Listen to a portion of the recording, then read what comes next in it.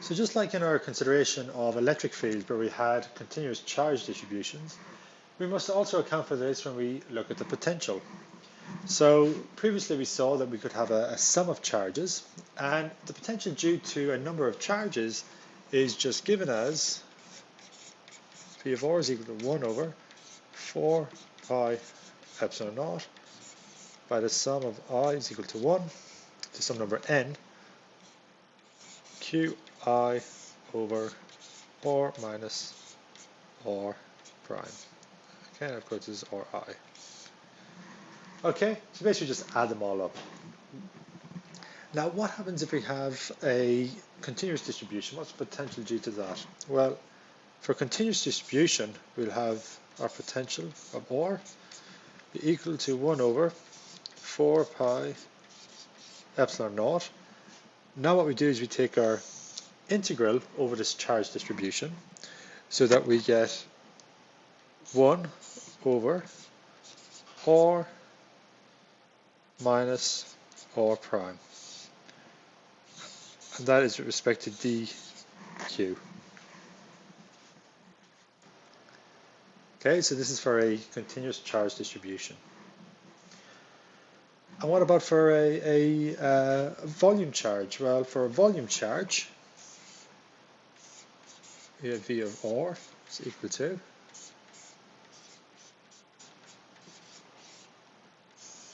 okay, now we'll consider that we have a charge density rho. So here we have rho of r prime all over r minus r prime, and here it's differential with regards to the volume, so it's d tau prime. Okay, remember we're using the prime here to signify we're integrating with respect to the source. Okay, so these are the potentials for localized charge distributions, and just to reflect a little bit, if we write down what the electric field is for our volume distribution, so the electric field for a volume distribution will be equal to 1 over 4 pi epsilon naught integral of rho r prime all over r minus r prime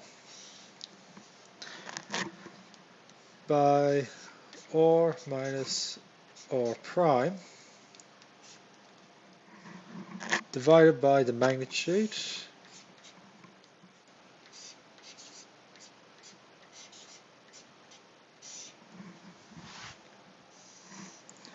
and this is d tau prime. D tau prime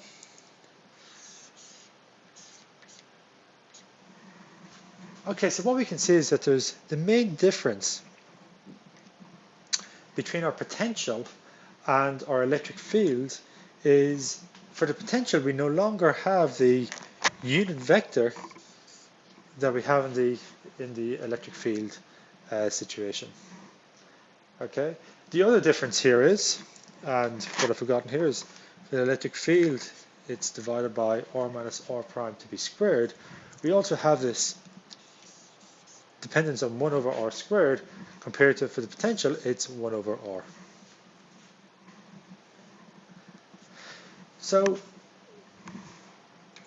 let's do an example. What we're going to do is calculate the potential on the axis of a disk of radius r and surface charge density given by sigma. Okay, so let's draw this. Okay, so here's our disk. It's got a radius given by r, and it's got some surface charge density which is given by sigma. Now, in order to solve for the potential of the disk, what we're first going to do is we're going to divide the disk up into a number of rings. Okay, these rings are given by this blue line, and it's going to be at a distance r, or have a radius of r from the origin. Okay, I'm going to calculate the potential along the axis of a ring. Okay, let's say at some point given by P. Okay, and this is along the x-axis. So, here's your point P, this is some distance x. Okay, so just let's recount what our potential is given by. So the potential, which is V of R, is equal to 1 over 4 pi epsilon naught by Q over R minus R prime. So what's R and R prime here? So R prime here is X. Our origin is at the center of the disk. And so R, our field point, is given by X, and R prime for a ring is given by R. Okay, so this distance here from the ring down to the point P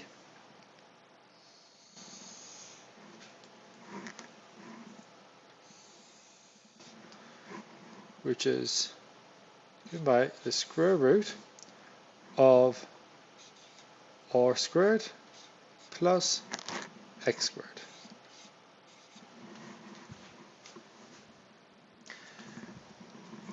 Now, the ring is also going to have a certain thickness, which is going to be given by dr.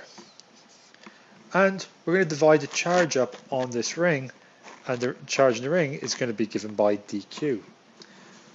So our potential now is going to be V of R is equal to 1 over 4 pi epsilon naught by the integral of 1 over square root of R squared plus X squared dq. Okay, so we're integrating over all of that charge. So now what we simply get here is, just as for the potential of the ring, be 1 over 4 pi epsilon naught by Q, which is the total charge in the ring, divided by the square root of R squared plus X squared. Okay, so now that's the first part of solving the problem. Now what we must do is we're going to take this and then integrate over the complete disk.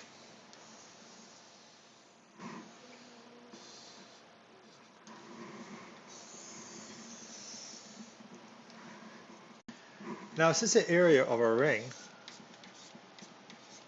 is only a part of the area of the complete disk, what we can write is this is going to be equal to dA, which is going to be equal to 2 pi r dr. So what this means for our charge is that our total charge on the ring, which we previously called Q, is now equal to sigma, which is the surface charge over the disk, by 2 pi r dr.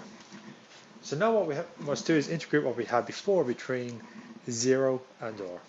So the potential for the disk will be equal to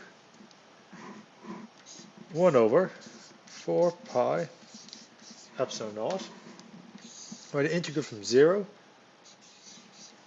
to big R of sigma, so sigma by 2 pi r divided by the square root of R squared plus X squared dr. So this is equal to 2 pi sigma over 4 pi epsilon naught, and we've got the integral of R over square root of R squared plus X squared dr. Okay, so now we just have to do is work out this integral. And this integral is going to have the form of the integral of u to the power of n du. Okay, because you can write the integral is r by the inverse square root of r squared plus x squared.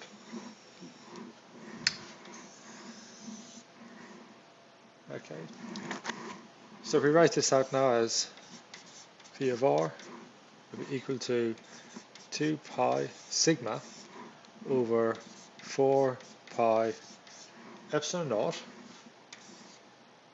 by r into r squared plus x squared to the power of minus a half dr. And we solve this integral, and what we get is v of r will be equal to sigma over 2 epsilon naught by x squared plus r squared to the power of a half minus x.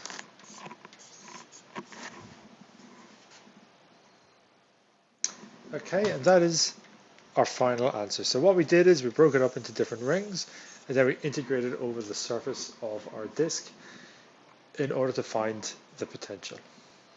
So now, of course, if we wanted to find the electric field in the x direction, all we have to do is differentiate our potential with respect to x.